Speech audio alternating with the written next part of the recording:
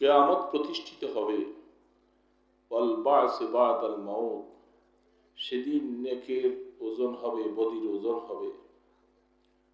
পৃথিবীর সমস্ত মানুষকে সেদিন উঠা লাগবে। এই কথাগুলি আমরা সকলে বিশ্বাস করি তো? এগুলা ঈমানের অংশ। এটাই ঈমানে মুফাসসাল। আমানতু বিল্লাহ ওয়া মালাইকাতিহি ওয়া কুতুবিহি ওয়া রুসুলিহি ওয়াল ইয়াউমিল আখিরি ওয়াল কদরি খাইরিহি ওয়া শাররিহি মিনাল্লাহি তাআলা ওয়াল বা'স বা'দাল মাউত। এই কতগুলি কথা, এগুলো বিশ্লেষণ অনেক লম্বা লম্বা।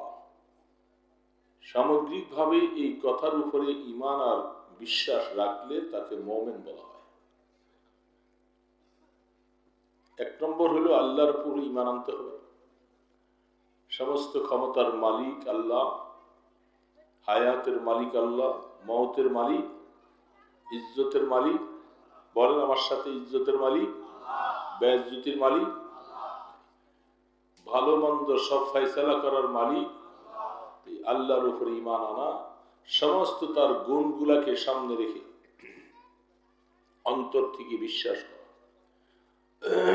ওয়া মালাইকাতিহি, আল্লাহ পাকের ফেরেশতা আছে না নাই? কত আছে? কয়েক কোটি।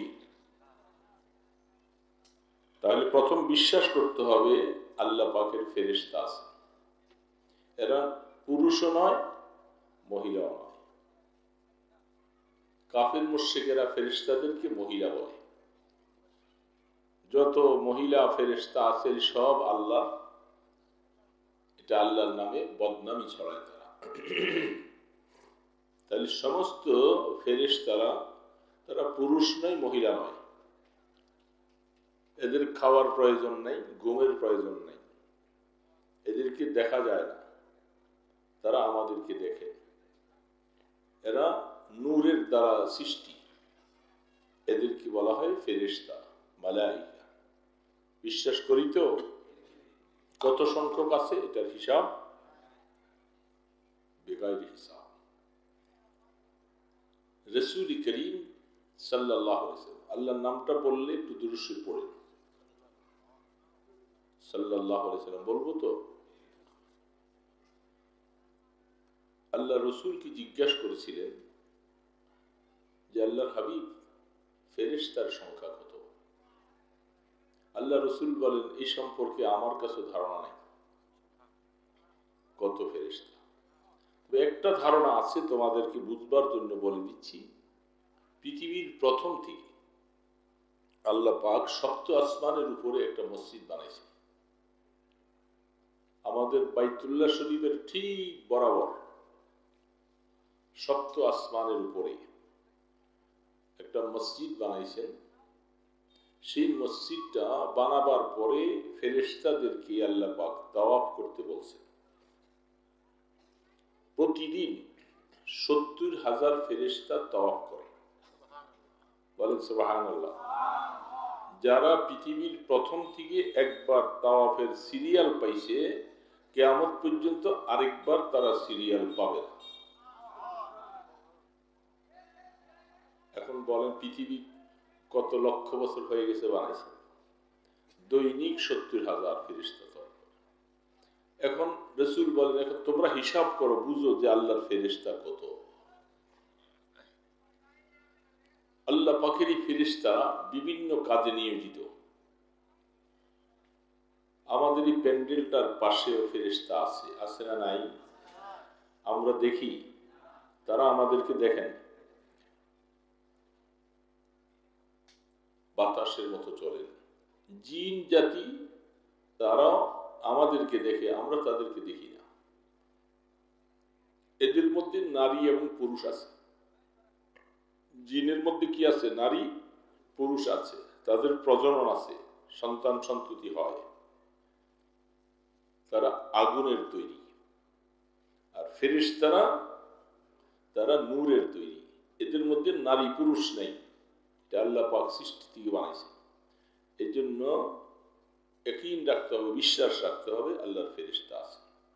আমানতু বিল্লাহ ওয়া মালাইকাতিহি। আসমান থেকে 104খানা সহিফা সহ কোরআন নাজিল হয়েছে। চারটা কিরাত হলো প্রসিদ্ধ, সর্বশ্রেষ্ঠ হলো কোরআনুল কারীম। এই কোরআন আল্লাহ পাক মেহেরবানি করে আমাদের নবীজির উপরে দান করেছেন, সেই অনুযায়ী আমরা কোরআন পাইছি। তাহলে আমরা এটাও বিশ্বাস করি আসমানি কিতাব 104খানা। আল্লাহ বলছেন আমানতু বিল্লাহ মালাইকাতি ওয়া কুতুবিহি ওয়া রুসুলি, আল্লাহর নবীদের উপরে বিশ্বাস করা। কমপক্ষে 1 লক্ষ কি 2,24,000 পয়গম্বর দুনিয়াতে আল্লাহ পাঠিয়েছেন। সর্বশেষ নবী হলেন আপনার আমার নবী, বলেন মুহাম্মদুর রাসূলুল্লাহ সাল্লাল্লাহু আলাইহি ওয়াসাল্লাম, সর্বশেষ এবং সর্বশ্রেষ্ঠ নবী। তারপরে কোন নবী আসবেন? অনেকে বুঝে না। যুবক বাবাজিরা বুঝতেছ, আমাদের নবীজির পরে কি আর কোন নবী আসবেন? এটা আহলুস সুন্নাহ ওয়াল জামাতের আকীদা, বিশ্বাস। নবীজির পরে আর কোন নবী আসবে না। যদি আসবে বলে কেউ ধারণা করে, সে ঈমানদার থাকবে না। এগুলি ঈমানের অংশ। ওয়াল ইয়াউমিল আখির, পরজীবনের উপরে বিশ্বাস করা। পরজীবন বলতে একটা আছে না, না মরে গেলে শেষ। কাফের মুশরিকেরা তারা বলে মরার পরে আর কিছু নেই, শেষ। মুসলমান কি এই বিশ্বাস করে? মুসলমানের বিশ্বাস হলো মানুষ মরে যাওয়ার পরে কবরে শান্তি বা শাস্তি হবে, আবার কিয়ামতের ময়দানে উঠা লাগবে। লাগবে কিনা? ওয়াল ইয়াউমিল আখির ওয়াল কদরি খাইরিহি ওয়া শাররিহি মিনাল্লাহি তাআলা। এখানে আইসা আমাদের একটু বেশি সমস্যা হয়ে যায়। তাকদীর অনেক সময় বিশ্বাস করতে পারি না। কদর, কদর মানে তাকদীর। তাকদীরে যা কিছু আছে, যা কিছু হয়েছে, যা কিছু লিখেছেন, আপনাকে আমাকে আল্লাহ সৃষ্টি করার বহু আগে আপনার আমার তাকদীর লিখছেন। এটা বিশ্বাস হয়? আপনাকে আমাকে বানাবার বহু আগে কি লিখছেন? আল্লাহ তাকদীর লিখছেন। ভাগ্য, কপাল কি হবে, আমি দুনিয়াতে আসব, পুরুষ হিসাবে আসব না মেয়ে হিসাবে আসব, এগুলি সব ফয়সালা আল্লাহ পাকের। কেউ চেষ্টা করলে পুরুষকে মেয়ে, মেয়েকে পুরুষ বানাইতে পারবে? আজকালকার জমানায় এরকম চেষ্টা চলছে। মেয়েদেরকে পুরুষ বানাইতে চায়, পুরুষকে মেয়ে বানাইতে চায়। এগুলি বিভিন্ন কথা, সেটা আপনাদের এই পরিবেশে বলার দরকার নাই। ট্রান্সজেন্ডার যেটাকে বলা হয়, কিছু ইসলাম বিদ্বেষীওয়ালারা তারা এরকম কিছু মহিলা যারা ধর্মকর্ম বুঝে না, এরা রূপ পরিবর্তন করি, তারা বলে আমরা পুরুষ হয়ে গেলাম, আমরা মেয়ে হয়ে গেলাম। পুরুষ বানাবেন ক্ষমতা আল্লাহর, মেয়ে বানাবার ক্ষমতা। এখন কোন স্বামী যদি বলে স্ত্রী 2টা মেয়ে প্রসব করেছে, 2-3টা মেয়ের পরে আবার আরেকটা মেয়ে হলে বলে তুই কেন মেয়ে সন্তান প্রসব করলি, তোর রাখবো না, ছেড়ে দিব। এরকম কিছু অপদার্থ পুরুষও দুনিয়াতে আছে, আছে না? কেন মেয়ের পরে মেয়ে হইল? এটা কি কারো হাতে? ইয়াহাবু লিমান ইয়াশাউ ইনাসাও ওয়া ইয়াহাবু লিমান ইয়াশাউ যুকুর। আল্লাহ পাক বলছেন আমি যাকে ইচ্ছা মেয়ে দেই, যাকে ইচ্ছা ছেড়ে দেই। আবার কাউকে ছেলেও দেই না, মেয়েও দিই না। এই যে আলু আকিমা, তাকে আল্লাহ বাঁধা বানায় রাখে। এরকম মানুষ আছে না নাই? সন্তান নেই, হাজারো চেষ্টা করার পরেও সন্তান, এটা আল্লাহ পাকের ইচ্ছা, তার তাকদীরের মধ্যে সন্তান লেখেন। তাহলে বোঝা যাচ্ছে তাকদীর। এখানে এসে অনেক কিছু বোঝা বড় মুশকিল। ওয়ামা কাদারুল্লাহ হাক্কা কদরিহি, আল্লাহ পাক বলে তোমরা তাকদীরকে বিশ্বাস করো, তাকদীরকে পুরোপুরি বিশ্বাস করলা না, আমি আল্লাহকে পুরোপুরি ভাবে তোমরা মানতে পারলা না। যেমন ভাবে আমাকে মানা দরকার ছিল তেমন তোমরা পারো না। তাহলে ভাগ্যে তকদিরে যা আছে তাই হবে। এখন আপনি দুনিয়াতে আইসা ক্ষেত খামার করবেন, না মাছ চাষ করবেন, না আলু লাগাবেন, না আপনি কি করবেন, এগুলি সব ফয়সালা আপনি দুনিয়াতে আসার বহু আগে আল্লাহ সিদ্ধান্ত করেছেন। বলেন সুবহানাল্লাহ। এটা বিশ্বাস হয়? এখানে এসে বিশ্বাস করতে কষ্ট হয়। শুধু তকদির আবার কি? আমি চেষ্টা করলেই তো হয়ে যাবে। কি বলেন, চেষ্টা করলে হয়ে যাবে সব? এই যুবক বাবাজিরা মনে রাখো, এই কথাগুলি ইয়াকিনের, বিশ্বাসের কথা, ইমানের অংশ। এগুলি না থাকলে তো ইমান থাকবে না। তুমি চেষ্টা করলেই হবে না। তোমার যেটা হবার আছে আল্লাহ তোমাকে দিয়ে ওরকম চেষ্টা করাবে, এটা আল্লাহ করাবে। আলু লাগাইলেই কেবল আলু হয়ে যাব? কত আলু বার কত বানা লাগাইছেন দেখেন না, নষ্ট হয়ে গেছে, বৃষ্টি পয়লা সব পচে গেছে, কেন হয়েছে কি হয় নাই? তো আলু লাগাইছেন তো আপনি নিয়ত করে ভালো পাওয়ার আশায়, হলো তো না। আবার সুন্দর দেখলেন গাছ হলো, সবকিছু হলো, ফলন হলো, দেখা যায় যে নিচে আলু নেই। এরকম হয় কি হয় না? অনেক সুন্দর ধান বুনছেন, হবে, হঠাৎ করে বাস ঝড় বৃষ্টি তুফান দিল, সব শেষ। এটার নাম তকদিরের ব্যাপার। এটা আল্লাহ পাকের ফয়সালা। শুধু লাগাইলেই হবে না বাবা। ব্যবসা দিলি কে লাভ হবে? কত ব্যবসায়ী ব্যবসা দিয়া বাস সব গুছিয়ে গেছে, চলে আসছে, ব্যবসা নাই। বিদেশ গেলেই শুধু গেলে টাকা চলে আসবে, বলেন না এমনটা? বিদেশ গেলেই টাকা। অনেকে বিদেশে যায় আলহামদুলিল্লাহ ভালো অবস্থায় আছে, আর অনেকে যে টাকা দিয়ে গেছে সেই টাকা উঠাইতে পারে না। হয় কি হয় না?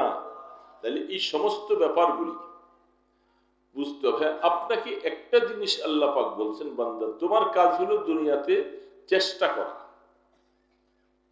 আমি মুন্সিগঞ্জ যাব, আমাকে চেষ্টা করে অটো হোক, গাড়ি হোক, হাইটা হোক, রওনা দিব। কিন্তু মুন্সিগঞ্জ গন্তব্যস্থানে পৌঁছানোর মালিক আমি আল্লাহ। আমার হুকুম না থাকলে তুমি যাইতে, এটার নাম তকদির।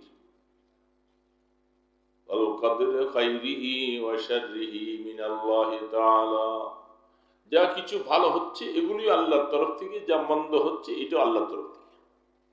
বন্দার কামাইবার কোনো ক্ষমতা নাই, কিন্তু বন্দাকে আল্লাহ পাক বলছে তুমি চেষ্টা করো। তুমি আবার হাত পা গুছাইয়া বসে থাকতে আমি বলি নেই।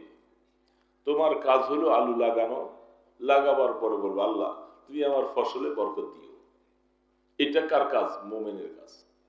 আর কাফের মুশরিকরা লাগাবে, তারা কোনোদিন বলবে না যে আল্লাহ আমার আলুতে বরকত দিও। এরা নিজেরা নিজেরা সব পারে। কি বলে, বুঝতেছেন তো? এটার নাম তকদির। তকদির লেখা হয়েছে। দুনিয়াতে আসার আগে আমি আর আপনি মায়ের গর্ভে যখন ছিলাম, তখন 120 দিন যাওয়ার পরে মায়ের গর্ভে বীর্য আকারে ছিলাম। এটাকে রক্ত বানাইছেন আল্লাহ।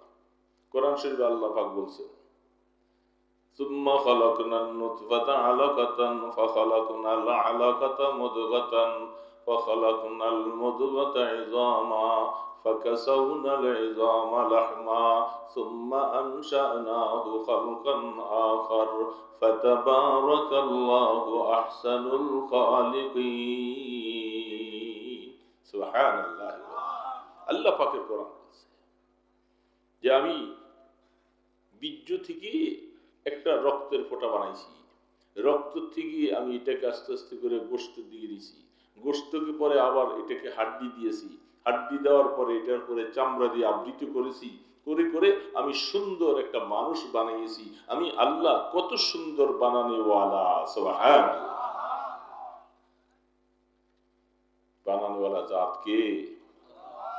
এই জন্য মায়ের গর্ভে আমি আপনি যখন ছিলাম, আমার মাও জানতো না, বাবাও জানতো না, আমরাও কিছু জানতাম না।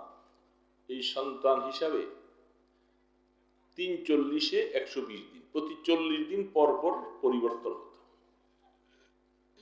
মার খবর নাই, বাবারও খবর নেই। এই বীর্যটাকে আল্লাহ পাক কুদরতের দ্বারা ফেরেশতা পাঠিয়ে দিয়েছে, সেখানে ফেরেশতার মাধ্যমে এটাকে, এই নুতফাটাকে পরিবর্তন করে সুন্দর করে সানবাইসন করে এটাকে আল্লাহ পাক রক্ত পরিণত করেছেন, রক্ত থেকে গোশত, গোশত থেকে হাড্ডি, হাড্ডি থেকে চামড়া, এইভাবে বানিয়েছেন। ওই সময় যখন মানুষ বানাবার জন্য আল্লাহ পাক সিদ্ধান্ত নিয়েছেন আপনাকে আমাকে দুনিয়াতে পাঠাবেন, তখন একজন ফেরেশতা পাঠায়, যাও আমার এই বান্দার তকদীরের মধ্যে 4টা কথা লিখে দাও। কয়টা বাবা? 4টা। 4টা কথা লিখে দাও। একটা হলো এই লোকটা, এই ছেলে বা মেয়ে হবে, যেতেই হবে, সে দুনিয়াতে কতদিন বাঁচবে, কতদিন। ইচ্ছা করলে কি হায়াত বাড়ানো যাবে? গ্রামগঞ্জের মানুষ তো আমরা অনেক মা বোনরাও আছে, মনে হয় আছে নাকি আশপাশে কোথাও, এটা শুনে বিশ্বাস করা দরকার। কি অনেক সময় আলোচনা লম্বা লম্বা অনেক কথাই শোনা হয়, দরকারি কথাগুলি অনেক সময় বলা হয় না, শোনা হয় না। সামনে অনেক জায়গা খালি, আপনারা এসে কাল পিছনে বসতেছেন কেন? এই যে সামনে জায়গাগুলি কত খালি, ওই এসে পিছিয়ে বসে। আমার সামনে লোক নাই, পিছনে লোক, ওই লাইটের কারণে চেহারা দেখি না সবার, এসে সবাই কাল পিছনে বসতেছে। একটু সামনে আসেন না রে বাবা, আর সামনে আসলে লাভ হবে। এত দূরে আমি আপনার মাইকও তো লাগে না, আপনারা যারা বসছেন একটু মুখে মুখে বললেও শোনা যায়, শুধু মা বোনরা কেউ থাকলে তারা বুঝবে। সামনে আসলে লাভ, কাছে আসেন, কাছে আসেন বাবা। সাহাবাই কেরাম আল্লাহ রসুল সবসময় কাছে বসার চেষ্টা করতেন, কাছে বসে বসে শোনার চেষ্টা করতেন। যত কাছে তত ফায়দা বেশি, লাভ বেশি, হেদায়েতের ফায়দা। ওই পিছনে এসে না বসে আপনার সামনে চলে আসে। তো যখন আপনাকে আমাকে আল্লাহ পাক দুনিয়াতে পাঠাবেন, 4টা কথা লিখে দেওয়ার জন্য বলা হয়। কয়টা কথা ভাই? 4টা কথা। প্রথম নম্বর হলো এই বাচ্চাটা পৃথিবীতে যাওয়ার পরে সে কয়দিন বাঁচবে। জন্ম হয়েই শেষ হয়ে যেতে পারে, অথবা 2 বছর পরে, 4 বছর পরে চলে যায়, আবার 10 বছর পরে চলে যায়, এরকম হয় কি হয় না? তার হায়াত কতদিন, সে কোথায় মৃত্যুবরণ করবে, তার জায়গাটা কোথায়, কি সমিননগর নাকি আপনার এই কি জানি কয় আশপাশে আরো কি কি জানি আছে, কানাইনগর না আলিটেক নাকি এখানে কি জানি কয় চর, লাল মিয়ার চর, এটা লেখা। যদি সৌদি আরবে আপনার আমার মৃত্যু লিখে থাকে, আপনাকে আল্লাহ কোন না কোন সিস্টেম করে সেখানে পাঠাবে। হয়তো বিদেশের উদ্দেশ্যে যাবেন, নতুবা ওমরার উদ্দেশ্যে যাবেন, নতুবা হজের উদ্দেশ্যে যাবেন, অথবা কোনো না কোনো একটা কারণে আল্লাহ সেখানে পাঠাবে। তারপর পরে হঠাৎ করে শোনা যাবে তার মৃত্যু হয়ে গেছে। হজ করতে যায় কত মানুষ মারা যায় না, তার মৃত্যুটা কোথায় হবে সেখানে আল্লাহ পাঠাবে। ইচ্ছা করলে আপনি ঘরে মৃত্যুবরণ করতে পারবেন না।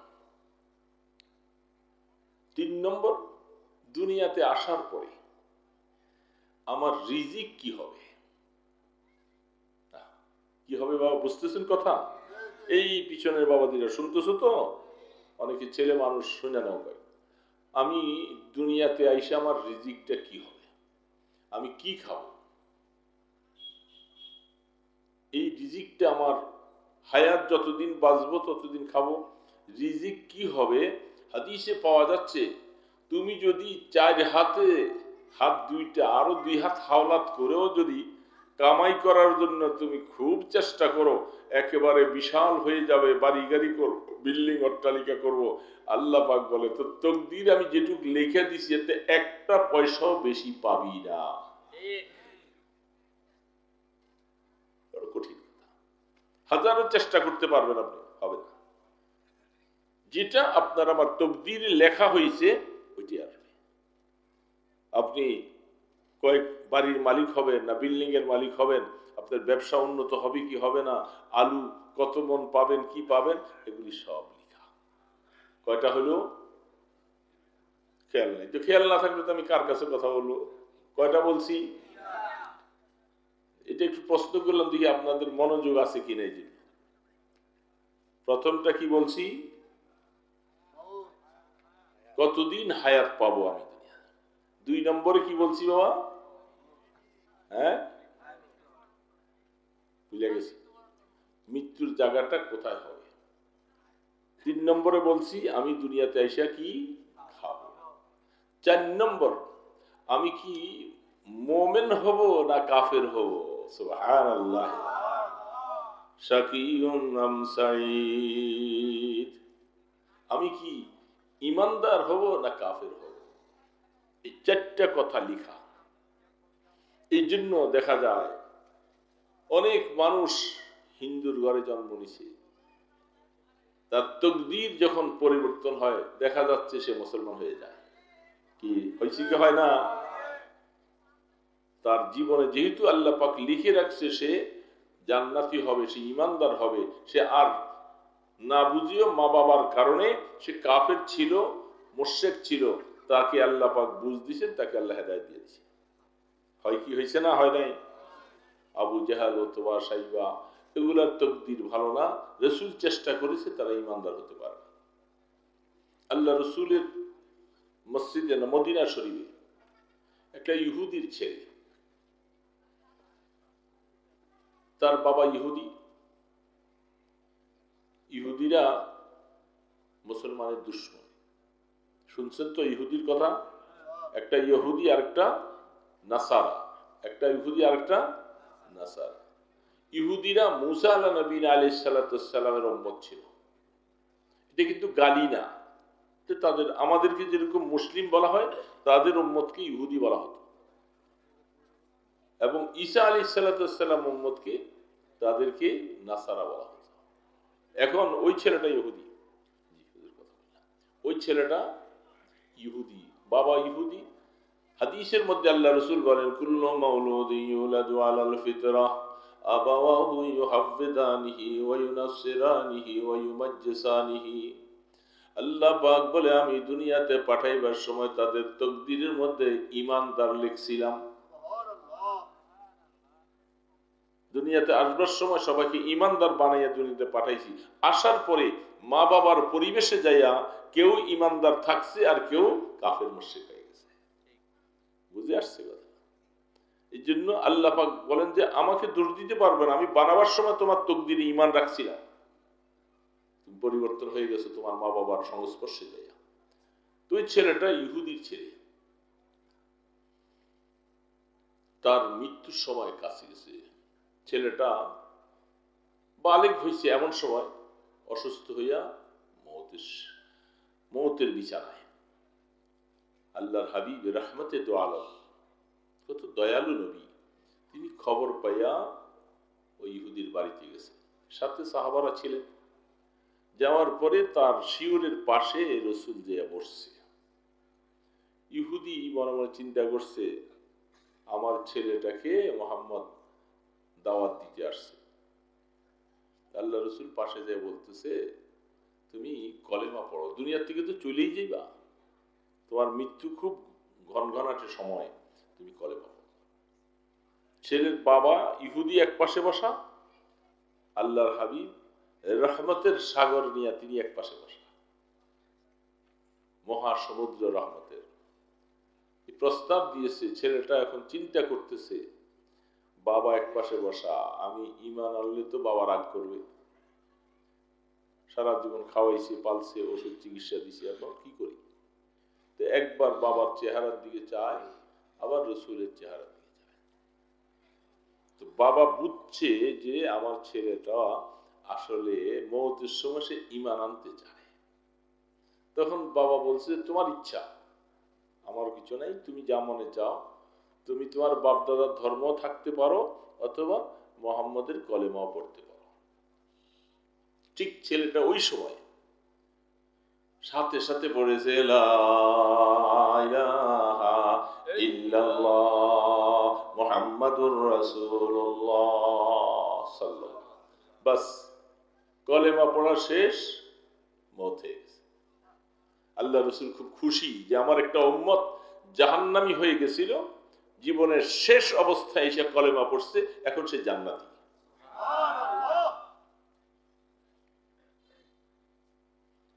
আল্লাহু আকবার। আল ঈমান ইয়ানহাদিমু মা কানা ক্বাবলাকুম।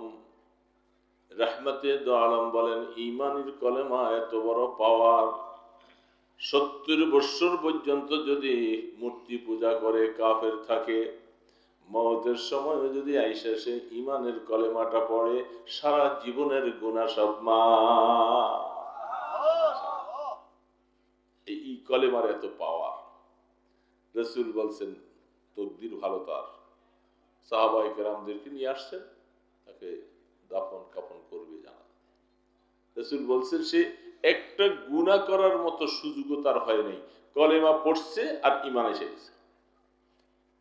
এই জন্য কোন মানুষ যদি মওতের সময়, মওতের বিছানায় শুইয়া ওই সময়ও যদি তার মৃত্যুর গড়গড়া শুরু হয় নাই, এমন সময়ে যদি সে গুনাহ থেকে তওবা করে, আল্লাহ আমি তো বুঝতে পারি নাই, জীবনে অনেক গুনাহ করেছি, এখন তো কবরে চলেই গেছি, এই সময় যদি আল্লাহর বান্দা সে গুনার কথা স্মরণ করে যদি তওবা করে আর চোখের পানি ছেড়ে দেয়, আল্লাহ পাক বলে আমি ওই সময় তার তওবা কবুল করে আমার বান্দাকে মাফ করে দেব। আল্লাহ মাফ করলে কারো কিছু করার আছে? কারো পাওয়ার নেই, কিছু বলার অধিকার নেই। শয়তান বলতেছে আমি বনি আদমকে পথভ্রষ্ট করে তাদেরকে গুনাহ করাইতে থাকবো। আল্লাহ পাক বলে তুই গুনাহ করাইতে থাকবি, আর আমার বান্দা যখন আমার কাছে আইসা যখন তওবা করবে আমি মাফ করতে থাকবো। তুই কত গুনাহ করাবি, আমি মাফ করতে থাকবো। এই জন্য তওবা করবো তো ইনশাআল্লাহ। তো কথা হলো তাহলে মানুষের জন্য কয়টা কথা লেখা হয় দুনিয়াতে আসার আগে? এগুলি খণ্ডাবার কোনো সুযোগ নেই। আর তাকদীরু লা ইয়াকুন, তাকদীর পরিবর্তন হবে না কোনোদিন। যেটা আল্লাহ মাইরা দিছে কলম, এটাই থাকবে। এই জন্য যা কিছু চেষ্টার পরে বলে এটা বুঝবো কেমন করে আমার কপালে কি লিখছে? এটা হলো চেষ্টার পরে যখন দেখবা যে বারবার চেষ্টা করছো আর ফলতেছে না, তখন বুঝবা যে এটা আমার তকদির ছিল। কি ছিল? এটা তকদির ছিল। এই জন্য তকদিরের উপরে বিশ্বাস করা ঈমানের দাবি। ওয়াল কদরি খাইরিহি ওয়া শাররিহি মিনাল্লাহি তাআলা, সব কিছু আল্লাহ পাকের, তকদির আল্লাহর হাতে। এই জন্য তারপরে 6 নম্বর হলো আল বাস বাদাল মাউত, মৃত্যুর পরে পুনরুত্থান হবে, হিসাব নিকাশ হবে, হিসাব দিতে হবে, মিজানের পাল্লায় যাওয়া লাগবে। এই ঈমান, এগুলি বিশ্বাস করার নাম মুমিন। এই সংক্ষেপে আমি বুঝাই দিলাম। অনেকে হয়তো এই কলেমাটা আরবিতে জানে না, কিন্তু বাংলায় এই শব্দগুলি মনে রাখা দরকার, তাহলে সে মুমিন হবে। তো আল্লাহ পাক মুমিনের কিছু বৈশিষ্ট্য বলছেন। আমরা এখানে যারা বসছি আমরা মুমিন তো বাবা? বলেন সবাই আলহামদুলিল্লাহ। আমরা কি? আল্লাহ আমাদেরকে দয়া করে আমাদের তকদির ভালো লিখছেন, আমাদেরকে মুমিন হিসেবে আল্লাহ লিখছেন। তবে জানা নাই, বহু মানুষ হায়াত শেষ করে ফেলে,